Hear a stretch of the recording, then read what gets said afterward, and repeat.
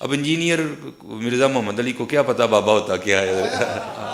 وہ تو اس کو تو حضرت جی جو پیچھے سے پیسے آ رہے ہیں نا اس کو تو وہ نظر آ رہا ہے، اس کو کیا پتہ بابا ہوتا کیا ہے؟ بابا اپنے زمانے میں ایک زمانہ ہوتا ہے، بابا اپنے جہاں میں ایک جہاں ہوتا ہے، اس کا وکھری ایک جہاں ہوتا ہے، یہ اس کو نہیں پتہ اور نہ اس کی باتوں میں آنا ہے انشاءاللہ۔ میرا ارادہ بن رہا ہے کیونکہ اب وہ ہمارے بابوں کی طرف آ رہا ہے اور ہم نہیں اپنے بابوں کی برداشت کر سکتے، اس لیے اس کی بات بھی نہ سنا کرو حضرت، وہ بھی دل میں شک ڈال دے گی حضرت۔ اور انشاءاللہ بس میں توفیق مانگ رہا ہوں اپنے اللہ سے، بڑی جلدی میں نے انشاءاللہ اس کا رد شروع کرنا ہے۔ ایویں بکواس کر رہا ہے اپنے کمرے میں بیٹھ، اب تو پتہ نہیں کیا ہو رہا ہے۔ نہیں جی اسی تے انج مننا ہے، او بھائی انج نہ من جویں وڈیاں نے منے، تو بھی انج ہی من یار، یہ نہ کھیل کھیلنا یار، اپنے چاء اور لاڈ میں اس طرح نہ کر، یہ تیرا چاء لاڈ غلط ہے، تو بھائی اس طرح ہی من جویں انہوں نے منیا یار، نہ کر، نہ امت نو پاڑ، خدا دا واسطہ جی نہ کرو اس طرح، نہ کرو اس طرح حضرت۔ اور میں بزرگ بیٹھی ہیں، خدا کا واسطہ اپنی سٹیجوں کے رنگ بدلو یار، خدا کا نام لو یار، کیا کرنے نکلے ہو تم؟ میں آپ سب سے بٹھا دو ایسوں کو نیچے، تھلے بیٹھ، سانو نہ سنا ہے، ہاں سانو وہ سنا جڑی وڈیاں نے لکھی ہے، سانو نہ سنا ہے، نہ اسی تیری سننی، تو اپنا نواں کول ہی رکھ، سانو نہ اپنا نواں دے تو کوئی، ہاں یہ بدلو بھائی اپنی سٹیجوں کا رنگ، یہ بالکل یہ غلط ہو رہا ہے سارا، اب پانی سر کے اوپر سے گزر رہا ہے ادھر، ہر دوسرے دن کو الو کا پٹھا اٹھتا ہے اور نئی بکواس شروع کر دیتا ہے بھائی، یہ تو آج تک کسی کو نہیں سوجا، جو نئی بات ہی ہم نے سن لی۔ اللہم صلی علی محمد وعلی آل محمد کما صلیت علی ابراہیم وعلی آل ابراہیم انک حمید مجید، اللہم بارک علی محمد وعلی آل محمد کما بارکت علی ابراہیم وعلی آل ابراہیم انک حمید مجید۔ مرنے سے پہلے اے مسلمان کر لے اس پہ غور، کتابوں کا خدا اور ہے، بابوں کا خدا اور۔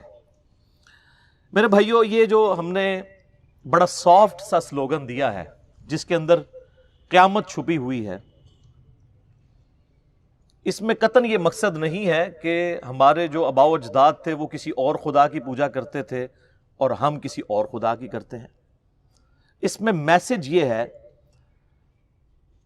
کہ ہمارے آباء و اجداد نے، ہمارے بزرگوں نے اکثر اوقات ہمیں اس رب کا تعارف کروایا جس رب کی کوالٹیز ان چیزوں سے بالکل مختلف تھیں جو علم وحی کے ذریعے اللہ نے اپنے محبوب امام کائنات سید الاولین والآخرین شفیع المذنبین رحمت للعالمین سیدنا و مولانا امام اعظم محمد رسول اللہ صلی اللہ علیہ وآلہ وسلم کے ذریعے، کتاب اللہ اور سنت کے ذریعے ہمیں اپنا تعارف کروایا۔ یہ بالکل الگ ہے، ورنہ خدا تو سب کا ایک ہے۔ ہم مسلمان اسے اللہ کہتے ہیں، کوئی اسے بھگوان کہتا ہے، کوئی اسے خدا کہتا ہے، کوئی گاڈ کہتا ہے، اور کوئی سپریم بینگ یا سپر نیچرل ایجنسی کہتا ہے۔ اللہ سب کا ایک ہی ہے، الہ سب کا ایک ہی ہے۔ تو سنیں میرے بھائیوں، پہلی مثال آپ نے اکثر بزرگوں کے بارے میں سنا ہے کہ جی روزانہ ایک قرآن پڑھتے تھے۔ کوئی آگے جاتا ہے وہ کہتا ہے جی رات کو کھڑے ہوتے تھے، ایک ٹانگ پہ ایک قرآن پڑھتے تھے، دوسری ٹانگ پہ کھڑے ہو کے دوسرا قرآن۔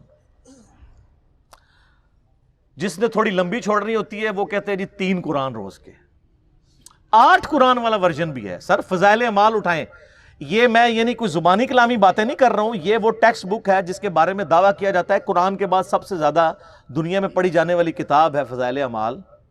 میں تبلیغی جماعت سے بڑی محبت کرتا ہوں، آپ کو پتہ ہے، جہاں پہ علمی اختلاف ہے میں ضرور ریکارڈ کرواؤں گا۔ مولانا طارق جمیل صاحب حفظہ اللہ تعالیٰ کے سامنے بھی سارا مقدمہ رکھا ہے، اور آپ کو پتہ ہے تبدیلی تو آئی ہے نا، پھر کلپ دیکھا ہے آپ نے، تبدیلی آ گئی ہے، وہ بھی مانتے ہیں، لیکن ان بیچاروں کا جتنا زور چلتا ہے اتنی بات کر سکتے ہیں۔ تو یہ فضائل اعمال میں لکھا ہوا ہے میرے بھائی کہ ایک بزرگ تھے روزانہ ایک قرآن پڑھتے تھے، ایک اور بزرگ کا لکھا ساتھ کہ وہ 3 قرآن روزانہ پڑھتے تھے، پھر آگے کہتے ہیں 8 قرآن بھی روزانہ پڑھتے تھے، اور پھر لکھا کہ امام ابو حنیفہ رحمہ اللہ تعالی رمضان شریف میں 61 قرآن پڑھتے تھے۔ 61 کی گنتی وہ کہتے ہیں ایک قرآن دن میں ایک رات میں، کتنے ہو گئے؟ 60، اور ایک تراویح بھی۔ ہاں جی، ایک 8 دفعہ پھر تاک کرنا تھا نا انہوں نے. اب یہ لانا بات ہے جب 29 روزے ہوتے ہوں گے پھر کیا کرتے ہوں گے. تو بہرحال لوگ کہتے ہیں 61 قرآن امام حنیفہ رحمہ اللہ. یہ فضائل اعمال میں لکھا ہوا ہے سر. ہم جے پی جیز ایڈ کریں گے, ایک ایک چیز کا جے پی جی ڈالیں گے تاکہ آپ ایک بار یہ سوچیں کہ مرنے سے پہلے اے مسلمان کر لے اس پہ غور. کتابوں کا خدا اور ہے, بابوں کا خدا اور. یہ بابوں کا تعارف ہے قرآن کے حوالے سے, اور ایک کتابوں کا تعارف ہے. سر جامعہ ترمذی میں حدیث موجود ہے, اللہ کے محبوب صلی اللہ علیہ وآلہ وسلم نے فرمایا جس شخص نے 3 دن سے کم میں قرآن کمپلیٹ کیا, مکمل کیا, اس نے قرآن کے فہم میں سے کچھ بھی حاصل نہیں کیا. یہ ان کو کہہ رہے ہیں جن کو عربی آتی تھی, تو آنو تو عربی آندی بھی کوئی نہیں. جن کو عربی آتی ہے ان کو کہا جا رہا ہے 3 دن سے کم میں قرآن مکمل کیا تو فہم اس کا حاصل ہی نہ کیا. تو یہ جو 8 قرآن روزانہ کر رہے ہیں یہ کس سنت پہ عمل کر رہے ہیں؟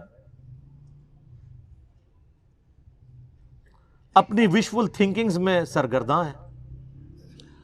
اور اس سے بھی مزے کی بات صحیح مسلم میں حدیث ہے, نبی علیہ السلام نے صحابہ کرام سے فرمایا, یہ حدیث بخاری میں بھی ہے لیکن مسلم میں ڈیٹیل ہے, بخاری مسلم دونوں میں ہے, کہ بھلا بتاؤ تم میں سے کسی شخص کی استطاعت ہے کہ وہ ایک رات میں 1/3 قرآن پڑھ لے, یعنی 10 پارے. آج کی ڈیٹ میں پارے اس زمانے میں تو نہیں تھے. تو صحابہ کرام نے کہا کہ یا رسول اللہ کس کی استطاعت ہوگی کہ وہ رات میں 1/3 قرآن پڑھ لے؟ ہائے ہائے ہائے ہائے ہائے, سر ہے استطاعت, فضائل اعمال میں 8 بھی ہے جے. لیکن صحابہ کرام تو بزرگ نہیں تھے نا, آپ کو پتا ہے, وہ تو کامل ایمان مومنین تھے. یہ کہانیوں والے ہیں, وہ کامل الایمان اے کہانی باز. تو صحابہ نے کہا یا رسول اللہ کسی کی استطاعت نہیں. تو آپ نے فرمایا کہ سورۃ الاخلاص پڑھ لو, یہ 1/3 قرآن کے برابر ہے, 1/3 قرآن کے برابر ہے. اپنے نظریات کے اعتبار سے بھی, کیونکہ قرآن حکیم کا 1/3 عقیدہ توحید ہے, اور چونکہ سورہ اخلاص توحید کی جڑ ہے, اس اعتبار سے بھی تعلیمات میں بھی یہ 1/3 ہے قرآن کا, اور فضیلت میں بھی. اچھا اگر یہ کہتے ہیں نا کہ ہمارے بزرگ جو 8 قرآن پڑھتے تھے وہ 24 بار پڑھتے سن سورہ اخلاص, پھر تو ٹھیک ہے. 8 × 3 = 24. 24 ٹائمز اگر سورہ اخلاص کوئی پڑھ لے اور 8 قرآن روزانہ کے, اگر یہ کہتے ہیں پھر تو ٹھیک ہے. لیکن آپ کو بھی پتا ہے کہ انہوں نے یہ نہیں کہا ہوا,